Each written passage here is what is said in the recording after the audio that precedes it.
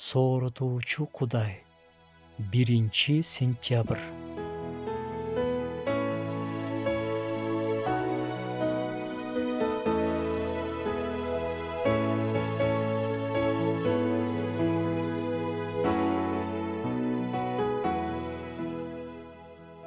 Өткөн жашооң сенин учур чагыңды же келечегиңди башкарууга укугу жок. Өткөн жашооң бул тарых. Өткөндө сенде терс тажрыйба болсо, аны кое беришиң керек. Позитивдүү, жагымдуу тажрыйба болсо да, ага токтолуп калба. Кызматында эбегейсиз ийгиликке жетишкен элчи Павыл үйрөткөндөй, бир туугандар, мен өзүмдү жеттим деп ойлобойм. Болгону арттагыны унутуп, алдыга умтулам. Мурунку жеңиштериңдин жемиштерин жей баштасаң, бат эле жакыр болосуң. Анткени көп өтпөй, ал запастар да түгөнөт. Шыктануунун бирден бир булагы алдыдагы максат болушу керек. Бир жолу уулум менден оюнчук алып берүүмдү суранды.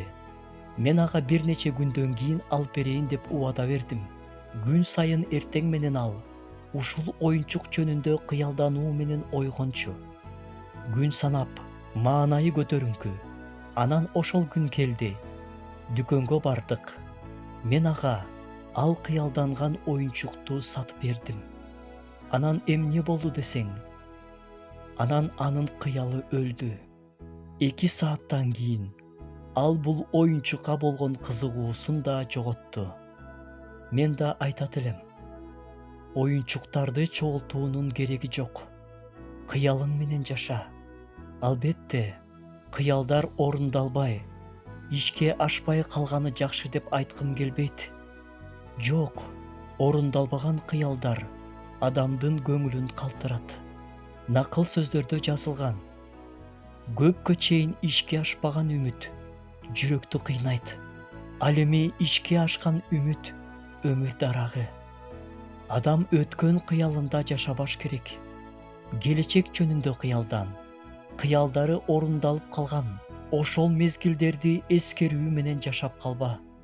Мурунку жеңиштериңен, мурунку ийгиликтериңен, эски сүрөттөрүңөн, эски сыйлыктарыңан шыктануу издеп жаткан жоксуңбу?